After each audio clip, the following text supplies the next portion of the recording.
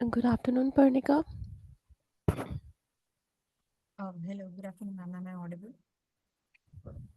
Just a minute. My mic is. Hello. Hello, good afternoon, ma'am. Am I audible? Yes, yes, you're audible. So, how are you handling this? Like, you'll have to take few pictures in between, right? Yes, ma'am, I'll do that. Anything else you need to do? Ma'am, after you finish it, I'll just say I'll thank you, and then I'll Hmm. request all the participants to just open their camera for a minute and take a screenshot with them. Okay. So Okay. that's about it. And how many registrations are there? Do you have any idea? Yes, ma'am, I checked it in at around 12 last, and it was around 7. Okay. All right. Yes, ma'am, and I had informed Shrishti ma'am about it, so Hmm. she had already sent the emails. Okay. Okay. All right. Good then.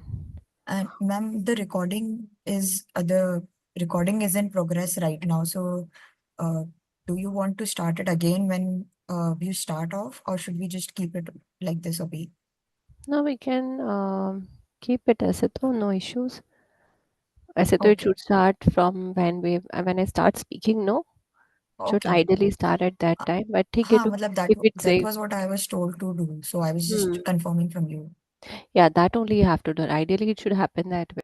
Till then, can you just share your screen and then check if you're able to share the PPT and all? Okay. It is showing that host has disabled attendee screen sharing. So you'll have to Okay, make me then host. Yeah. just say.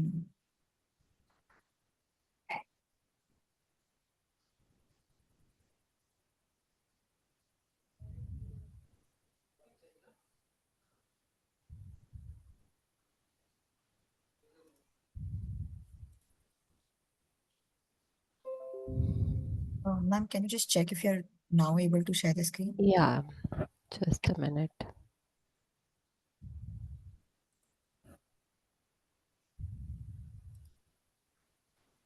Is it visible? Yes, ma'am, it is. I can see the screen. Okay. All right. And fine then. We'll just wait for some time. Sure, Okay. ma'am. Yeah, and the recording has again started. Ma'am, sir had started it, I guess. So I guess he did not hear our conversation. I'll just pause it up. Yeah, yeah. All right. चलो पढ़ने का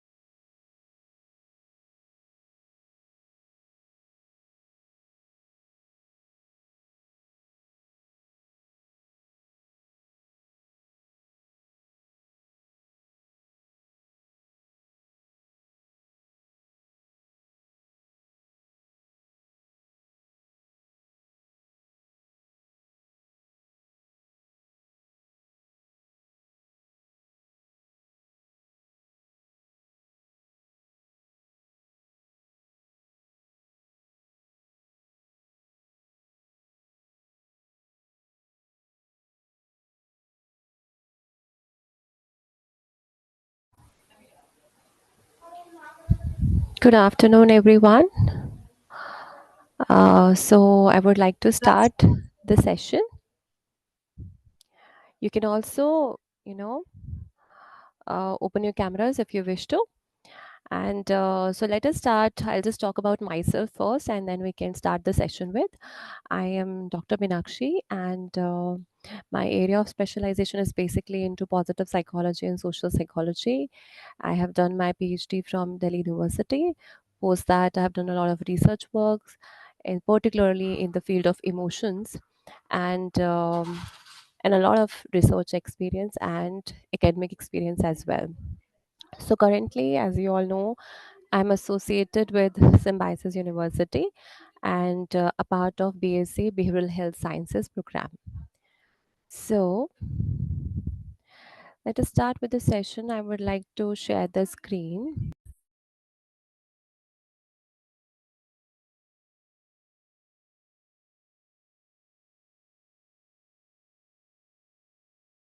Just give me a minute.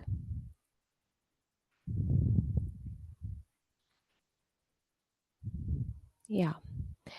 Is the screen visible? Yes, Yeah, it's ma'am, it visible. is. Yeah. Okay. So, as you can see, and you already know that the topic of our webinar is transitioning from higher education to higher educations. So basically, as you transit from the adolescent stage which you're currently in, from your 12th classes, when you're transitioning into your higher education, you want to go for your graduations. What are the major changes which happens and how to see across those? This whole webinar is about that only. So our main aim is to understand first the transition, that from high school to college, what are the significant events at where you have to do adjustments, and how it is important, how it is affect your physical, your mental well-being. So your living arrangements changes. If you can see in the diagram here, you have to become independent, start doing internships, and more or less you have to decide or take decisions for your career or every day-to-day tasks which earlier right now your parents or significant people in your life are doing. Your relationship, the dynamics altogether changes. And since right now you're going through a lot of bodily changes, you're stabilizing those. So all those physical health, how they're transitioning into your adulthood, how it is going to affect.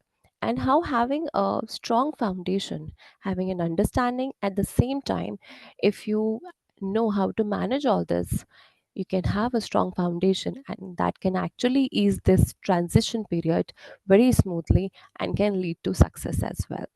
So let's delve into this. So first of all, I would like to talk about some psychological aspects, because it's very important to understand when you are transitioning what important things are happening psychologically. So one of the very known psychologists is Eric Erikson, who you would, if you have taken psychology, you might have known about. If not, you can actually read about him later as well. So today we'll be talking about his one of the theory he has given, which is psychosocial aspects of the transition. Basically, as the name has, psychosocial means it is talking about all those psychological aspects which are happening in the social context. So we'll be just focusing on the stages, which is first is, according to him, the adolescence period is basically from 12 to 18, but it was given, this theory is given way back. In current time, the changes and the challenges he's talking about is just not limited to this age range. You need to understand that current researchers indicate that since during this digital era, and where we are focusing a lot on our career exploration, where marriage and other relationships, they have gone actually quite at a later stage. So now this identity exploration and exploring one's role is actually not just limited to 18 years, it is actually extended to early 20s, and the relationship acts goes to the late 20s. So keeping that in mind, we'll talk about what happens when you are in the adolescent stage and right now when you're in your schools. So first thing is, you're trying to understand, who am I? Okay, what do I relate to? and what do I like, my interests, what do I dislike, what are my values. So you might, connect with your parents on certain values, or you might, learn certain aspects from your mentors, from your teachers, that okay, this is something which I really like. So this is a phase where you experiment with a lot of different identities. So you might want to explore that, okay, I like music, this particular kind of a pop, or jazz music, or maybe something else, or classical music. And then after few months or a year of exploration, you might decide that no, this is very consuming for me, and you really have to put a lot of effort. So you might try your interest into maybe fashion, and that you find that okay, this comes very naturally to you. Or a lot of people, you will decide that you might have taken right now, thinking that biology is something you are really interested in. Maybe in some time you realize no, maybe it is psychology which clicks best with you. So right now your phase is to experiment with different opportunities, and the role, that is your role. And as a parent, if we have any parents on the team, their role is to allow the children to actually explore these all options in a safe and nurturing environment, so that you know they can actually explore and then can settle. So if we just take a further ahead with this concept, there's this person, another psychologist, which he has taken the similar concept to another level, where he says that this identity exploration is actually, if we can see, on two domains. So one is commitment, another is exploration. So everybody, you know, depending on the degree of the exploration, what you want to do, your experimentation. So some people might want to, they, depending on the kind of culture, the parenting, the school environment they're having, okay, the social circle they're having, they indulge into exploration at different level. So he says it can be low or it can be high. Similarly, your commitment towards your goal, what you want to be, could be high or could be low. So there could be four areas. So first one is talking about where you have not explored much about your career, or what you want to be, or who you are. Okay, and you just being safe with the idea whatever is given by, maybe by your parents or some significant person in your life, and without exploration you're just okay with it, and you're committing to it. So maybe your parents have talked about, you have to take commerce or some in some area because they have expertise in their area, in that areas. So without exploring, you're just entering into it. That's the area.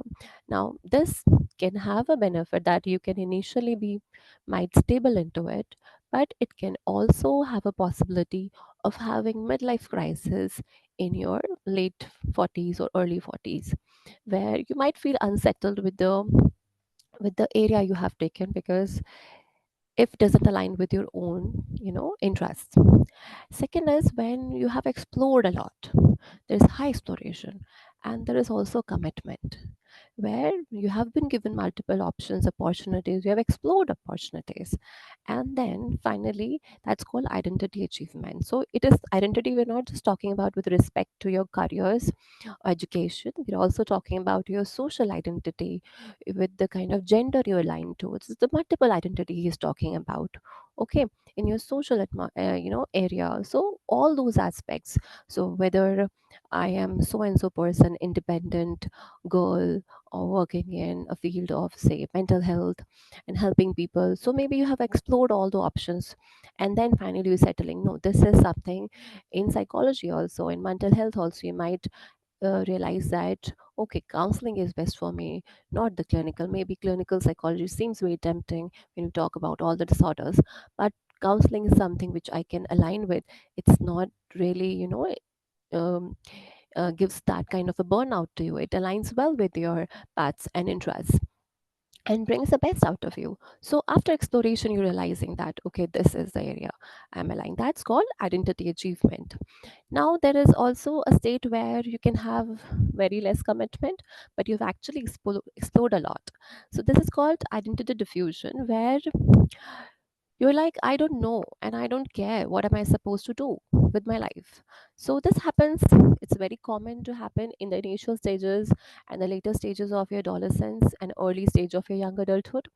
But if it still persists, then that's a challenge, that's a problem. And that where we have to understand the role of parents, the role of mentors, the role of guidance is very important. So this exploration is going to be there, but settling with it is very important, and there we need support. Okay.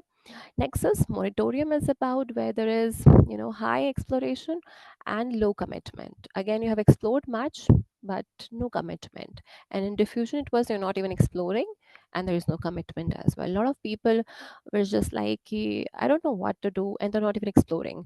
They are at the diffusion state. Nothing wrong. Again, at what stage you are at, but you just delaying, procrastinating all these things, then that's a challenge. So parents have to understand where their child at and how it is going. Is it going smooth? If they're exploring, if they're early stage, they're exploring, it's still not clear, then it is fine. But if they're in their early 20s and still not clear, then they actually need guidance support. All right, let's move to understand the next stage. So for Erickson and for him basically, during your early 20s you are settled with your identity, and then you enter towards a new sense of self, which is your intimacy. So there your relationship with your partners, with your friends are very important in your stage of development. And so you, once you have that, then you can move towards it. You ask yourself questions like, if we can be loved, okay, I can be happy. And there, if you have actually achieved a stable sense of self, identified what I want to do, you can actually indulge into a very safe and intimate relationship.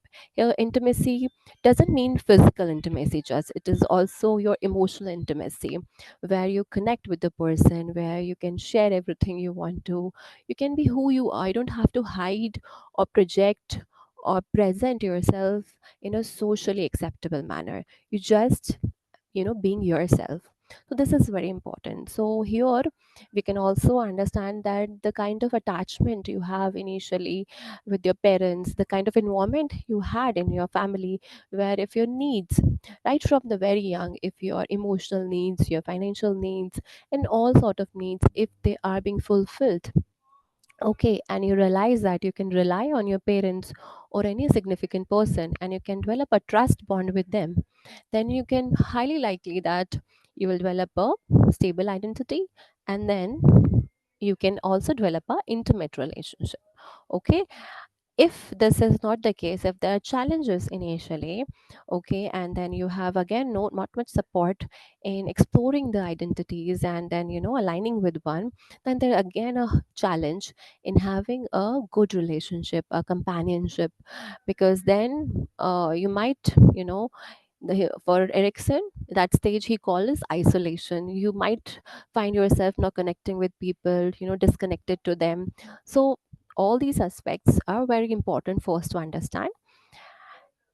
Coming to another aspect, that how the learning styles and the cognitive, at cognitive level, what changes we feel when we are transitioning from the higher schools to the higher education. So first of all, in schools you realize that everything is very structured. You have a syllabus, you have timelines, you have periods, you have to do everything accordingly. They have multiple exams going on. The structure is there. Now when you shift to higher education, there is not much that of a structure. Okay, it is more of like self-directed learning, where you are the charge. So a lot of people might like it. Okay, I'll be in college, I'll have a lot of freedom. Yes, it is a freedom, and that's what you have to enjoy with responsibility, because how you're going to take care of it, it depends on you. So here what we see that a lot of things are self-directed. All right, and you also have abstract thinking now. So they say you can think in imaginary terms. So at this stage you definitely experiment. What if I am a singer? What if I'm a smart biker? Or xyz things you will imagine in your mind, and that actually helps you to vision how you want to be. So from your adolescence, when you get into adulthood, your reasoning improves, your ability to solve things improves, because now you're in a setup where cognitively also your brain is on a level, you're mature, your hormones are also settles, you're not actually that moody, because your testosterone or estrogen's level, different, they all are settled now, they're not bringing change. So like a child, when a child is growing up, you see a toddler, a lot of changes you would see, a lot of freedom they get. So when they start walking, they'll experiment with a lot of things, they'll ask a lot of questions. Similarly, same energy we can imagine in adolescence. So parents have to be very patient with that as well. And they also get a lot of freedom, so they would also like to experiment with a lot of things in terms of while connecting with different selves. And there also you have to remember what kind of peer groups you're aligning with, what kind of activities you're indulging, are they actually healthy for you or not healthy for you. So since their brains are maturing, it affects their decision making, their impulse control, emotions control. So you might see them many times in a lot of rage or anger. So because of all those emotions or hormones are changing, you can see the effect on it. Now, as a result of all these changes happening and you are transitioning, so you also see this, I mostly have talked about that in higher education, since it is more of self-directed, it has a lot of freedom. Now you also have to see, you have to adapt to different learning environments as well. Now you're not you have to move to a city, you might have to move to a city where your dream college is, and which will give the experience you want, which will give the learning opportunities you want. So you'll have to adjust to a different uh, context altogether, different climatic situations, and you might have to live in hostel, or you might have all those homesickness feeling. But there, what to do, these are the challenges you might feel. And so there, it is very important to know how to balance all those social emotional aspects along with those academic challenges. These are certain social emotional adjustments you will have to do along with this, because along with all these academic challenges, these comes very hand in hand, because you'll be in a new place, new social environment. So you might miss your parents, but at the same time, you'll realize now you have to form your own network, your own friends, and where you think your values actually align with us. Here, it is very important to actually, you know, take into consideration the group you're aligning with is actually helping you in your growth, be professionally, socially, emotionally, or different dimensions, or is it actually pulling you down? So initially only you will have to make a decision or a call. If you're not conscious about it, it might lead into a lot of mental health issues. One also have to work on their resilience. Resilience is basically when you, whatever adversities, a challenge you face, you again bounce back. You will like, no, I will do it, even if it is too overwhelming for me, I'm gonna do it. So this you will have to work. And we'll talk about certain strategies to actually see how we can work on these aspects. And so I have talked about the peer influence as well. And if that peer influence or that bullying also is important aspect to it, if that is not handled well, it can lead to a lot of mental health issue. So what to do? There are issues, there are challenges.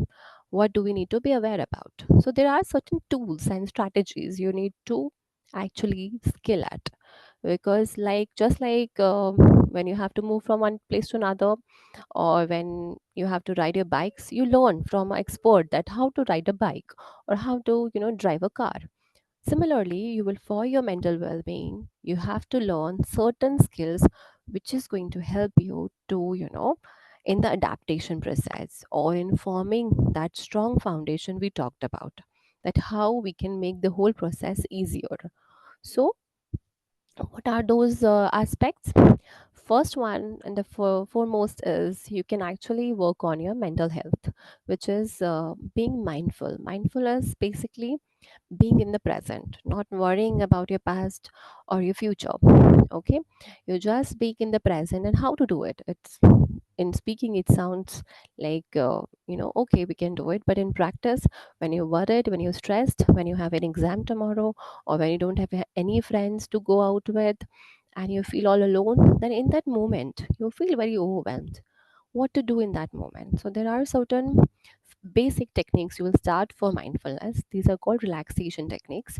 So you can breathe, you know one of the exercises, you might count till 4, and then breathe in, and then hold your breath till 4 count, and then release it in the 8 counts. This is called deep breathing.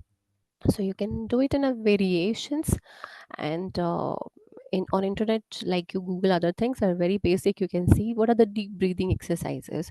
You'll find number of exercises, and once you do, breathing actually consciously activates your parasympathetic system, which is your relaxation system in your body, which reserves relaxation. Okay, your sympathetic is one which is activated when there is a stress, because it has to fight, or it has to run away. Also in all this process, when you have to consciously make an effort to activate your relaxation system. So breathing is very helpful in that. Apart from that, when you try always to anchor yourself in present, that's called mindfulness. You not have to worry past and future. That's a conscious decision you will have to take care. Another thing is, you might want to adapt healthy lifestyle choices. At school, now you know that you have your parents, you have a system at home. You get up at a certain point because there are classes, okay, prayers at school, and then you have to come home at a time. Then you have to go to coachings, or you have some your classes, and then dinner time. It's so all has a routine. When you come to college, there's a lot of freedom. Okay, you can take certain classes, you might not want to take certain classes. Okay, the timings are different, and with all that, your this whole routine is gets disrupted. So one thing, knowing this beforehand, you can actually work on it, because having a this routine is very important for a healthy lifestyle, and you have to manage your sleep, your exercise, and nutrition along with that. Also, when we're going through a lot of changes, we need to understand that we have to seek support, and there is no shame in it to seek a support. So just like you go to a doctor for any kind of physical injury, because that is required that time, because otherwise you will cannot heal the wound which is there. Similarly, if there is any sort of emotional challenge or mental challenge, you think you'll have to go to a counselor, you have to talk to somebody who is wise enough, or your mentors, when you're facing challenges, or when you're stuck in certain career pathways. So you have to seek these support, because they are the people who are wiser, have much experience in all those, and they will provide you with the skills, and they might enlighten with your pathways which you might not aware about. So that is very important, seeking support, so that you can take from whatever university you're joining. You can see, you talk to your faculties. Okay, at family you can talk to multiple people who can actually guide you in this process. And then another thing which is very important, that in the process of this, when you forming a new relationship, sometimes you enter into a people pleasing zone, or you have to, because you so want to be a part of the group, that you really want to be accepted by the others, and sometimes the boundaries, that what you like, you don't like, you actually miss those, and you don't know how to communicate those. So that is very important, that you have to start learning from this stage, if you think you're not actually someone who can clearly out loud say no when it is actually hampering your mental health. So what we can do regarding that, there's a small slide to it, like how to say effectively a no. There is nothing to be first, we have to clearly communicate, we have to clearly specify that what are my priorities. First you need to understand what are my priorities. Okay, is it gaming with my friend, or just a minute, yeah, is it playing games with my friends, or my exam tomorrow?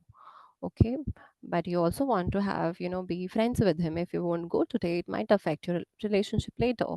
So you have to see that, is it actually a relationship where I have to be worried all the time, and so I have to communicate because the exam matters, because I want to be so and so, and for that it's a first ladder, and my friend should be someone who will be supporting me. So clearly communicating, and for that you need to understand your priorities. Then your body language, you have to be confident in saying no. You cannot be like, sulking and with a sad face saying no. You have to be confident because you have to be clear with the purpose you having in your mind, the priority and the purpose. Then you have to clarify things again. If you think that it can create a rift, you can talk about, so see how why this exam is important to you, and we can hang out sometime later, maybe after the exam, in the evening you can catch up again. So, and then you have to be relaxed, calm, and composed, because nothing bad is going to happen when you say no. Everything is going to be okay. So that acceptance is very important, and you have to keep it subtle, like it's not a big deal. This all things are very important. Along with that, the last point is time management, because now everything is you're gonna plan. The day will be decided by you, so you will have to manage your time. There could be days where you're just indulging in one activity, you're just scrolling through your phones, and you might pass the whole day, because you have that freedom to design your whole day. So that is very important to reduce that stress. The planning and organization is very must. So how can we do that? So there is this activity, you can actually keep this is a worksheet also. This is called smart goal setting. You can actually first, be make your goal a very specific in terms of what you want to do. So for example, you want to become a mental health professional. So what is a specific goal for you right now is that first you will have to clear your exams. Unless and until you clear your 12th exams, you cannot enter or have, the choice of college you want. So now you've invested in exams. So for example, you have cleared your exams. Now your goal is to make a list of colleges that you want to apply into. So the list of college will become, the goal has to be very specific. It cannot be general, like I want to be a mental health professional. So you have to specifically come down to a something which is achievable or measurable. Like the second is measurable goal. So measurable is something, for example, today you have sat and actually listed five, and out of those five colleges you have applied in three. So this is how you are doing it, and you have to understand the goal you are setting for yourself is achievable. It should not be like, on today only you have thought about, I'll look for 20 colleges, I'll apply in all 20 colleges, which is not possible. So you might want to say that I might look for five, and out of five you might want to apply in three. Okay, and it should be relevant to you, it should align with your goals, your wishes, your desires. This is very crucial. If you don't want to be a mental health professional, this is not going to last for in long run. So you might lose actually your interest in this process, and there has to have some timeline to it. So you will create a timeline for yourself, a deadline to it, so that you will have a motivation and clarity in your mind till when you're going to finish it. Okay, so this could be one structure to actually achieve small things for your bigger goals. Then you can also indulge into gratitude journaling. This is a very, they might sound like a very general thing, but it has a remarkable impact on your mental health. So if you start, just practicing gratitude journaling, you don't have to take a paper pen. You can also do it on your mobile the way you're comfortable. You can also do it with paper pen, where you can just write maybe two, three things you are grateful about at the end of the day, and why you grateful about those things. That is very important. You might say, I'm grateful for my mother that she cooked the favorite meal of mine, but why is very important, like, because because of that you feel loved. Okay, and you feel the warmth in the house, and you feel that you're important. So those why are very important. They will help you to count your all blessings and help you to move forward. Okay, and the breath we have already talked about, how it is going to help you. Let us move to another aspects, that is How to build self discipline. Like, these all things sounds very sweet, but how to build that, how to discipline your own self, because now you are the drive you're on the driving seat. So first you have to assess what are your struggles. You have to actually list out what are your weak points, okay, and how you're going to move ahead, okay, because without knowing those weak points you cannot move ahead. And then you will write down what do you want to do about those, okay, what are your goals, that is very important.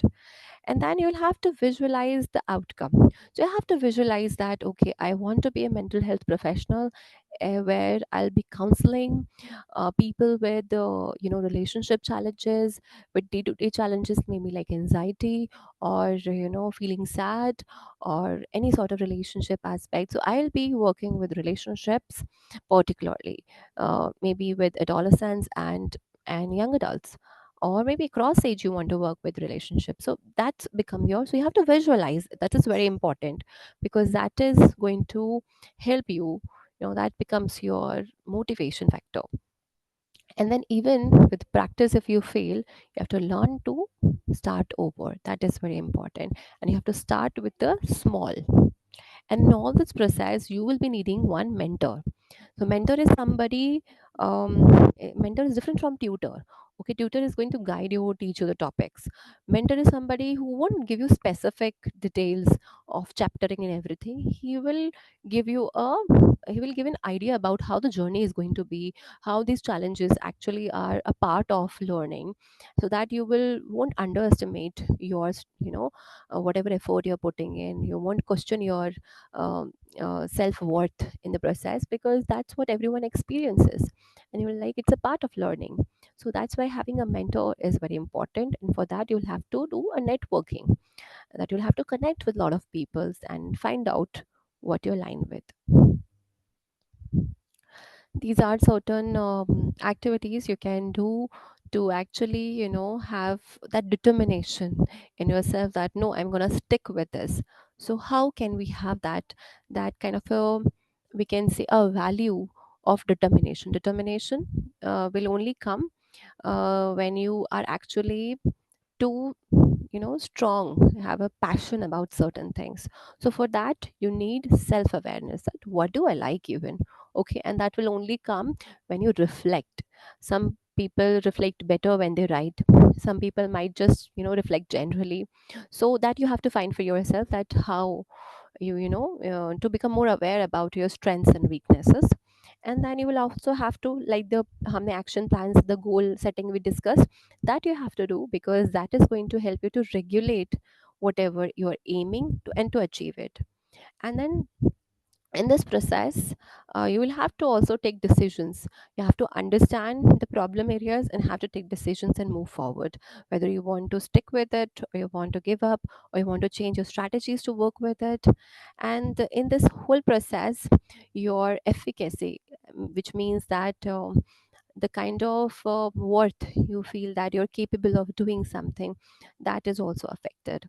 So, and so take the task which you can do. Once you will feel that, oh, I've done it, setting higher goals or complex goals will actually put down your confidence and your belief in yourself that you can do it. So putting small goals will actually help you feel like, no, I can do it. I have done out of 5 tasks or 3 tasks, I can do it. Okay, so setting small goals, practical goals, doable, realistic goals were very important. All right, that's why goal building is very important, which we talked about in goal setting. Now, so these are all the strategies to actually enhance your functioning, so that you work and enhance your foundation and functioning when you're transitioning to the higher education. And once you work on these, how does this all look into? So you will realize that you have greater resilience, as in you can actually work with your skills even in this difficult situation, because you have a plan, you know how to break this into doable things, and you will pass through it no matter how tough it sounds. And you will also have a sense of direction, because of the purpose of the goal. You would know, I'm going in the right direction. Okay, and therefore you will have that, strong motivation inside, externally as well, internally as well. And there will be high self awareness, which is very crucial in your, personality development, that you know what who you are, what you're good at, what you're bad at, and how can utilize all those in the best output you can give. It will improve your self esteem, which is basically your sense of self, how much you accept yourself. So you will respect, you will accept and love yourself as you are, rather than hating yourself for who you are. Okay, so like we talked about, all if you sort that identity, okay, then you're more sorted, you will love yourself more. And again, with all that balance, your focus and effectiveness is all improved. Okay, so overall, with if you actually function, take care of all these aspects, your mental health, your skills are all intact. Okay, it actually instills so much confidence in you. And this we have already talked about the role or the importance of the support, which is very important. Your family is very important in predicting the kind of the path you're going to choose. Your mental health services are very important, as I told you. If you ever need any health support from any counselor or from any psychologist or from any psychiatrist, all are different, and the roles are also different of counselor, psychologist, and psychiatrist. But again, the help is actually should not be seen with any kind of stigma. It is something simply as you go for physical checkup, you're going for mental health checkup, just to function the best you can. And there also the support system at educational level, at community level, at policy level, so which is going to actually support you to function. So you can have scholarship, fellowship, you can explore all those ideas which can actually at educational level, which can support you. Okay, for community levels, you can join different programs and NGOs and other things, where you can seek mentorship or other kind of trainings, or join into workshops where you can improve and enhance your skills. Okay, so these things you must know when you are moving to a different stage, because now as an independent person, you will have to seek all these aspects to function in the best possible manner. Lastly, these are basic strategies for achieving a career clarity. First, you will assess your skills, your interest areas. You will also explore the different career paths you're going to have, and how what is best for you will be only through exploration. You need guidance and career professional also. So you might want to take some ability or assessments where you will see what you are best at. So a counselor or a psychologist can actually help you in assessing all those aspects, and can tell you that what you are good at, and then you can set your goals, and actually step by step you can go towards it. All right. And lastly, these are certain things like along with, while you're planning for your career, you have to understand that this we have talked about, like time management is very important, organization is important, managing, having a schedule, prioritizing things is very important, because that is only going to help you or reduce your stress. Critical thinking, so it's very important to engage into discussions, then only you can analyze situation and do and make informed decision as well. Having an understanding of financials also is very important now with the newfound freedom and uh, autonomy. You will also have autonomy in managing your finances, so understanding budgeting, saving, investment, how what's the implication of investment from the early stages, credit managements are very crucial in financial independence. So right from the beginning only, you will have to ask your parents, you have to ask the mentors about these things, about financial independence. That literacy of financials is very important. So this is again an important aspect you have to take care. And rest, your family, your peers, schools all affect your decisions in your career. Okay, and when you come to colleges, you have to indulge into a lot of internships, workshops. That's the part of experimentation, exploration you'll be doing, to have a clarity that what actually comes natural to me, easy to me, so that my work or my career is not a burden to me. It is something which is a part of me, who I am, and going easily. So that is very important. All right. So thank you so much. And this is it from my side for the session. Thank And if anyone has any question, they can ask.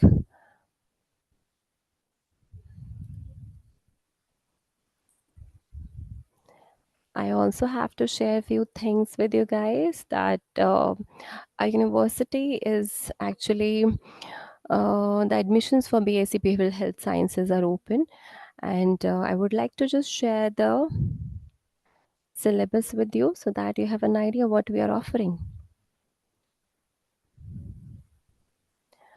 So if you see that here,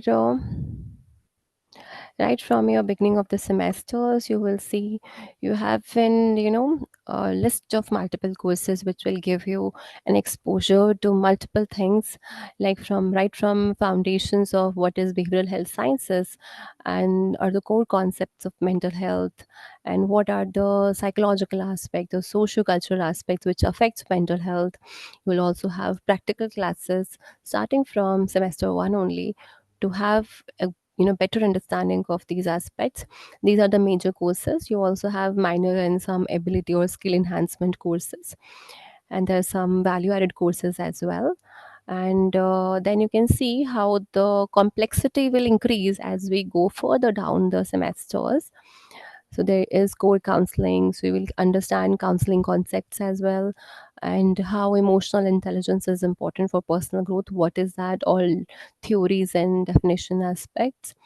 And then you will also have, you learn about basic skills like computer, human computer interactions, or about languages. You will get the exposure to learn different languages as well, be it German or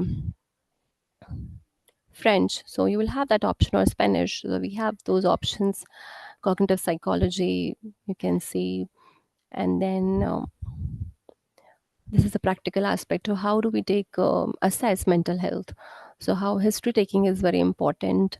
What are the substance and behavioral addictions into it? Okay, concepts of those.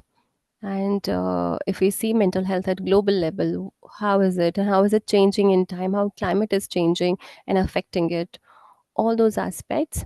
And then psychopathology, so there's different level as well for positive psychology, developmental psychology, implication of it with yoga. And there is also research. So when you go to a higher semesters, so after understanding the basic concepts, you will have an understanding of the research now, like what are the research methods there and different assessment tools, so that you can also excel into research areas. So so this way you can see there's also a brief idea about papers on clinical psychology, forensic psychology, organizational behavior. So these will give you an idea that whether you want to go or take higher education, further your masters, which area you really want to take up and go for. There are research project as well. So this is for the program of BSc Behavioral Health Sciences. We're also launching, starting with your MSCs, also MSc in Behavioral Health Sciences. That admission will also start in some time. If anyone of you known is interested, you can tell them. And we're also having a conference, which is SimPsych. This is an international conference, which is a very huge and one of a very important event going to happen in Symbiosis on 3rd and 4th of October. So the theme is basically navigating the paradigms, mental health to behavioral health sciences, how there's a shift in that, and there is moving from classroom to community and illness to wellness concept. So we're actually calling esteemed speakers from across globe. If you could see here, we have a list of areas This is beautiful. Like we'll have workshops on psychological first aid, mental health services in schools, positive parenting, expressive therapeutic techniques for healing. These are workshops. If one is interested, they can also, register for it and can learn a lot about psychology. It can be your parents, your siblings, or anybody known. You can tell them about this conference, which is happening again on 3rd and 4th of October. So you see a lot of big people are coming. There is Dr. Bharat Watwani, who is, is a psychiatrist and founder trustee of, Shraddha Rehabilitation Foundation. And then we have also for our Yeah, for our keynote addresses, we have Dr. Pratima Murthy, who is the director of NIMHANS, Bangalore, who will be coming, and we also have Nimesh Desai, so who will be giving again a keynote address on that. So a lot of renowned people you would see will be coming and taking the sessions on different domains of behavioral health, and so that's a good opportunity, I would say. You can talk about it and share it with your friends and known people. So that's it from my side. Thank you. Ma'am, may I ask, is this a 4-year course? Or Yes, the BSc, yeah, it is a 4-year course. okay. Yes. Any more questions? And generally, how many people are there in a batch? Like, So generally for bachelors, we actually aim for 50 students because that's easily manageable, not more than that. and how diverse is it? Like from different states, or like is it Yeah, yeah. constantly? Yes, it's a very diverse. Like currently, the batch we are having right now, we have students from northeast, north, okay, and then south as well, and the middle part of India, and also one student is also, from outside India. So it's a diverse background students and all together. Yeah. Thank you. Yes. Any more queries we have? You can ask anything you have regarding the concepts which I talked about.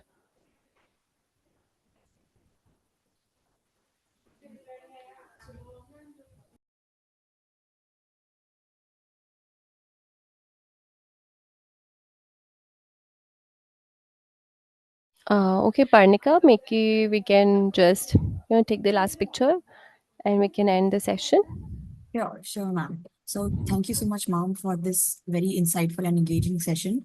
And I hope the participants did get a good insight and your lot of questions were answered through this webinar. So now I would request the participants if they could please open their cameras for a group picture for a minute.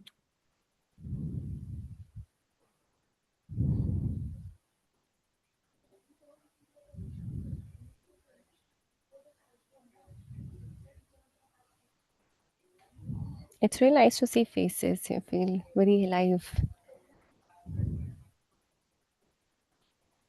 Yeah. So I'll just take a quick picture now.